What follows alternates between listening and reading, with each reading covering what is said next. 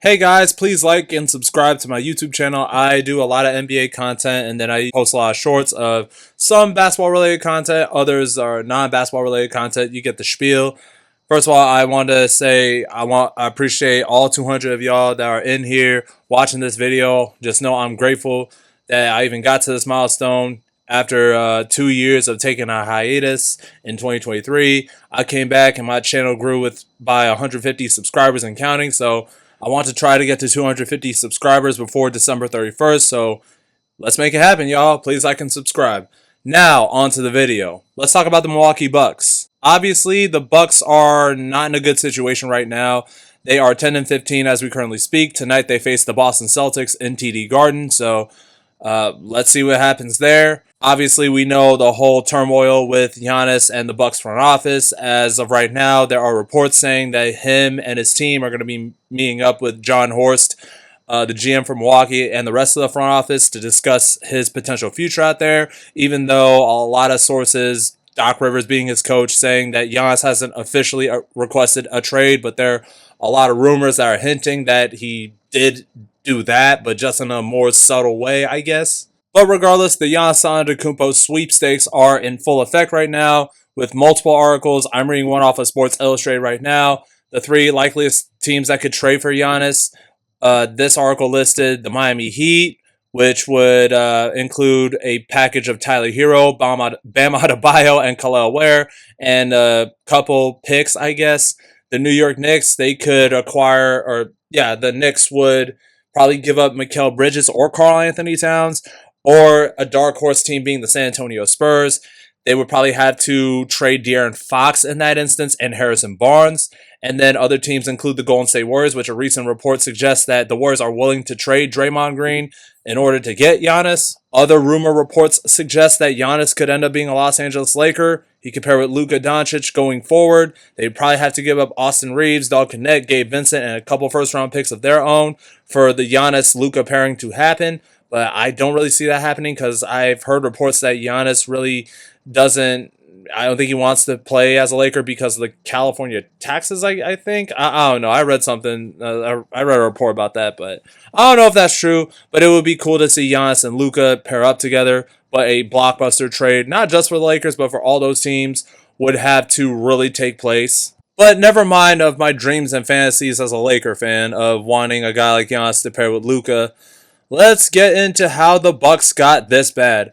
Obviously, since the 2021 finals where Giannis won his MVP, scoring 50 against the Phoenix Suns, that team was really never the same, and that was mainly because of Chris Middleton's injury in the 2022 playoffs. I alluded to that many times on this channel. Chris Middleton's injury ended up derailing the Bucks' chance of repeating or winning titles with that core with him, Giannis, Drew Holiday, Brook Lopez, Bobby Portis. But like I said in my OKC video, the Bucks with Giannis that year, even though they did go 7 games to the Celtics, going up 2 games to 1 and going up 3 games to 2, the Middleton injury loomed large against that team, and ultimately they needed him in that series versus Boston, and because of the fact he wasn't there and the fact he was unavailable due to his knee sprain, the Bucks ended up losing that series because they really didn't have an offense outside of Giannis and Drew Holiday, maybe parts of Bobby Portis, but really it was Giannis and Drew versus the world, arguably. 2023 was supposed to be the year that they were going to make it back to the finals. They won 58 games and they became the best team in the NBA. But a lot of people that watched that season knew that there was a lot missing from that Bucks team. Even though they added Jay Crowder at the midseason trade deadline in 2023, there really wasn't anything that sold people outside of Bucks fans, and I was once a believer in that Buck team, that they were going to at least make it to the finals. Maybe they were going to lose to Denver. That's fine. But not a lot of people were sold on that Bucks team, and that first-round series against Miami showed you why. For some reason, Coach Mike Budenholzer's defensive schemes against Jimmy Butler was all wrong. He put Pat Connaughton on Jimmy instead of Giannis, or even Jay Crowder, who they had on the roster at the time. Bud never played him. I don't know if Jay Crowder was hurt. I think he was hurt, but even still, he knew Spoelstra's system the best of everyone on that Bucks team. And then Drew, I also remember this. He put Drew on Jimmy for a majority of the series, and Drew was getting torched. And Mike Budenholzer really did not adjust his defensive schematics to let to not let Jimmy score the ball at an enormous rate, as well as letting guys like Gabe Vincent and probably Duncan Robinson and Caleb Martin, all those guys scoring and defending. Coach Budenholzer really had no scheme to counter adjust what Eric Spoelstra was doing that year. And unfortunately, he got fired from the team after that playoff flameout. And out of desperation, in the late stages of the offseason in 2023, so late September, when Media Day was about to commence for all 30 teams, the Bucks pulled off a blockbuster trade, getting Damian Lillard from the Portland Trailblazers, sending Drew Holiday to Portland, and Portland rerouted Drew to Boston, which that ended up backfiring on Milwaukee because Drew ended up winning the championship. But at the time, Dame could have been a perfect pairing next to Giannis. Dame said in his media day interview that, do you want me shooting threes or Giannis driving to the rim at will? Which at the time, it wasn't the most outlandish idea. But a lot of people like myself, and as much as I am not the biggest Skip Bayless fan, he hit the nail on the head. I wasn't that sold on Milwaukee's pairing of Dame and Giannis because yes, Dame is an electric scorer. He's one of the best scorers of the 2010s. He may not be Steph Curry, but he's one of the best shooters in this generation of basketball. But unfortunately, you trade a whole lot of defense for a whole lot of offense, which if you're going to do that, you better make some solid signings. And the most solid signing they did was signing Malik Beasley. And I've told people this when I wasn't making videos at the time. Malik Beasley was 100 times better for the Milwaukee Bucks team that had Drew Holiday rather than the Milwaukee Bucks team that had Dame. Because Beasley, he's not a slouch on defense, but he is not a guy I would trust out there. He's like Norman Powell and Austin Reeves for me. Yes, they're going to try on defense, but the thing is, you're going to live with they're technically mismatches. And Beasley was getting picked on by Tyrese Halliburton and Aaron Nesmith and Andrew Nembhard and the Pacers in that first round series. And on top of that, look, I get it. The Bucks were 30-13 when they hired Adrian Griffin. But the problem is, it was kind of like what people saw with the Eagles in 2023. The Eagles had a good record, but a lot of their games were really, really close. And just like the Bucks in 2023, people were not sold on that Philadelphia Eagles team, even with Jalen Hurts, and this was before they added Saquon Barkley. A lot of people weren't really sold on that team because a lot of their games had been really close, and that 30-13 record, it really wasn't great or as great as people made it out to be. Like, the same problems they had under Adrian Griffin was only embellished when they fired him and they flipped him for Doc Rivers. And Doc Rivers only amplified a lot of the problems with Milwaukee. They didn't have defense. They didn't have a Drew Holiday to cover up their tracks when Dame or Giannis went on cold streaks. Bobby Portis really, there was a lot of things wrong with that Milwaukee Bucks team, but somehow they became the third seed in the East, which is pretty good. But unfortunately, Giannis suffered a soleus, aka a calf strain, and unfortunately, he was not ready to go in that first round series against Indiana. And the Bucks actually fought. Shout out to Chris Middleton in that series, because I think Chris Middleton averaged 24.7 in that series with an amazing Game 3 where the dude absolutely played his heart out. And that series showed why Middleton was so important in that Celtics series 2 years prior. Middleton was the closer for that Bucks team, and I'm going to get to the Chris Middleton trade the season after. But unfortunately, even with his heroics and the play of Bobby Portis and Patrick Beverley, who they got at the midseason trade deadline at the time, unfortunately, he could not alleviate a lot of the Bucks' problems. Yes, he was that grit and grind defender, but number one, he wasn't Drew Holiday, and number two, he wasn't really helping out Milwaukee that much on defense either. But even with all that, they still lost in a Game 6 in Indiana. They staved off elimination when they fell down 3-1 in Game 5. But unfortunately, the injury to Giannis proved too much, and they bowed out of the first round. There was a lot of hope and promise in the Dame Giannis era in Milwaukee going forward because, look, they did take Indiana, and albeit an inexperienced Indiana team, with Miles Turner and Pascal Siakam having the most playoff experience of anyone in that starting five, and then Aaron Nesmith, who was mainly the Celtics cheerleader when, ironically, he was on that Celtics team that beat the Bucks and went to the finals in 2022. They only lost that series because Giannis was hurt, right? If Giannis played, he would have given them a fighting chance to win. Maybe they probably would have lost, but at least with Giannis there, they would probably at least get to a Game 7 and perhaps clinch the second round, where they would probably lose to the New York Knicks anyway. So the 2024 offseason rolls around, and they actually made some decent signings at the time. They got Taurean Prince, who obviously Darvin Ham loved the guy, which he got rehired on that Bucks coaching staff, which for me, Darvin Ham sucked as a head coach, but he was much better as an assistant next to Mike Budenholzer. But they got him back, and unfortunately, the Torian Prince Darvin Ham memes were alive and well in LA. But the problem with Torian in LA was that Darvin Ham, as the head coach, tried to use him as an Oklahoma City Paul George, which is not a role suited for a guy like Torian. But even with that, he scored 9 points a game, shooting 40+% or around 40% from three, which is what you want in a 3-and-D wing. Hit your threes and play D, fine. But they got Gary Trent Jr., who has some chemistry with Dame in Portland. And Gary Trent Jr., he's a pretty decent defender, but most importantly, he is a valuable floor spacer, I should say, next to Giannis and Dame. And then they got a guy like DeLon Wright, who was supposed to be an upgrade from Patrick Beverley, who can provide you some defense and take ball handling pressure off of a guy like Dame.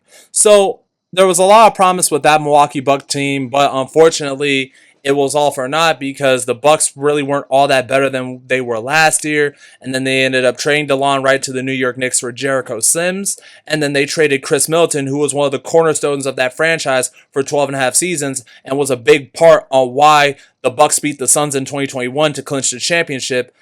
They traded that guy to the Washington Wizards for Kyle Kuzma, and it really didn't work out well. I guess in theory because they believed in Dame's ability to close, as well as the emerging play of a guy like Gary Trent Jr., who played amazing in that first-round series against Indiana last season. But even with that, they traded Chris Middleton, who was their franchise or one of their franchise guys. And I get it. Middleton was getting way too injury prone and he was only getting older. So I get why you trade him. But it's just like, even with that, it's like the Bucks really didn't get all that better. They looked good for a while post Middleton trade. But unfortunately, again, this last season for Milwaukee was no better than 2023-24. And with that, they finished the season 48-34, facing the Indiana Pacers once again. And I did make a playoff prediction video last season talking about that series where I thought the Bucks were going to win that series in 6, but I was mainly basing off of the fact that Dame and Giannis were going to be healthy. But going into that playoff series, unfortunately, before the playoffs, Dame had a DVT, aka a deep vein thrombosis in his right calf, which, yes, he made a fast recovery, but when he came back for the playoffs, you can tell Dame was not the same. And unfortunately, he went down with an Achilles tear in Game 4 of that series, ultimately leaving Giannis by himself. Yes, Giannis had great numbers all around in that series, but just like 2022, it was Giannis versus the world. Unfortunately, that series was lost in that notion. Even though Giannis had 30, 20, and 10 in Game 5, Gary Trent Jr. played out of his mind, AJ Green played out of his mind, Kevin Porter Jr. played out of his mind. Those guys were hitting their threes all over the place, and they were making shots when it mattered most. And it got to a point where Milwaukee, surprisingly, ended up going up by 20, and they ended up going up by 7 in overtime with 40 seconds to go. But, of course, they choked. They choked in overtime. They allowed an open three to Andrew Nembhard, and Tyrese Halliburton just came up clutch in the final seconds. And then that was the end of that Bucks team as we knew and probably didn't love him for. But there was going to be a new era in Milwaukee because Brook Lopez left in free agency for the LA Clippers, and they're in some deep SH right now. Pat Connaughton went to the Hornets, and the Bucks waived Dame Lillard, which was a move that didn't really make Giannis happy. And then they ended up getting a guy like Miles Turner, who actually is looking pretty good with the Milwaukee Bucks. But the problem is, the Bucks look like a middle-of-a-pack team, and they looked at 100 times worse than they did in the Dame Lillard era, which explains their 10-15 record. Miles Turner is a really good front-court big, and he is a good 3-and-D big man in the modern NBA. But unfortunately, he's not enough to convince Giannis to stay. And then you have a guy like Ryan Rollins, who is averaging 18 plus a game, which is great, and he earned his starting spot, and he may be the future of the Milwaukee Bucks once Giannis is out of there. But again, that's not enough to convince Giannis to stay, in my opinion. So now Giannis is out with a calf strain. He's going to be out for 2 to 4 weeks. But even with that, this Milwaukee Bucks team ran its course. And I think the era of Giannis in Milwaukee is a done deal, and I think Giannis is ready to be traded, even though he's probably not going to go out the way Jimmy Butler did last year with the Miami Heat. I do think Giannis will have these type of conversations behind closed doors. Yes, I know Giannis had his frustrations with the Milwaukee front office when he got the news that Dame got waived as soon as they got Turner on board. And the Bucks actually look pretty good to begin the year, starting off the season 5-3. But unfortunately, even with Giannis's Herculean numbers, they've lost a lot of critical. Well, I don't want to say critical games, but they lost a lot of games that you could say they probably should have won. I mean, they went to OT with the Hornets. That's how bad it was. They lost to Cleveland. They lost to the Knicks. They even lost to the Wizards. They lost to Toronto. They lost to Sacramento. They lost to Houston. A lot of those teams I named are really solid teams. But with the season that they're having right now, the fact that they're 10-15 with Giannis averaging those type of numbers, and with Ryan Rollins having the season he's having, averaging 17.5, and Miles Turner looking like he could be a decent upgrade from Brook Lopez if they had the right pieces, because Miles is only averaging 12.6 a game with 6 rebounds, which is Brook Lopez-like stat lines, but you could tell that Turner is more younger with a higher motor defensively than Brook Lopez. But even with that, it's just like, this Buck team is not going to go anywhere. And I did say in my offseason video that, yes, they had shades of 2021. But will they be that 2021 team? Obviously not with the season they're having. And it doesn't look like they're going to rise from those depths anytime soon because they are 10-15 and they are number 10 in the Eastern Conference with Atlanta, Miami, and Cleveland ranking ahead of them. So I don't know if Giannis wants to stick around to be a play-in team. He probably does want to be on a contender, and there's probably going to be a blockbuster trade sending good auxiliary pieces to Milwaukee. But right now, the Bucks are in a I don't want to say they're in a Clipper-like free fall because that's a free fall in and of itself. But it's definitely look like it ain't going to get better than what it is right now because say they do surge at the right time, the only problem will be there will be a first round exit once again for the fourth time actually since 2022. Giannis has not made it out the first round since 2022, so it would have been the fourth time if they surged at the right time and they make a playoff spot. They would have been a first round exit once again to a team like Detroit, to a team like, I don't know, the Boston Celtics who are playing well without Jason Tatum, the Knicks, the Magic. They would have been a first round exit. Maybe they could surprise people, but that's wishing for too much. Right now, I feel like this is the perfect time for them to trade Giannis. And I feel like Milwaukee is ready to rebuild, and I think they should rebuild. And it's going to start with trading Giannis. You probably might have to get off Miles Turner's contract because he's going to cripple your cap space with the money he signed for, which is like, what, $109 for a guy that's giving me 12.5 or over 12.5 points with 6 rebounds. He could be useful for a team like Golden State. But again, this team is cooked. The Milwaukee Bucks are cooked. And they're not going to see a conference finals run anytime soon, in my honest opinion. But I want to leave it over to you guys. Do you guys think Milwaukee improves throughout the year? Do you guys think Giannis stays? Do you guys think he leaves? And if you guys do think he leaves, where do you think he should go next? Again, like and subscribe to my channel. I hope you guys enjoy me yapping about the NBA, and I kind of want to make this video because, number one, I haven't made a video in a week. I have one short out. Please run that up for me. It's one with J. Cole. I'm a big J. Cole guy. But yeah, if you guys enjoyed this video, again, like and subscribe and do all that good stuff.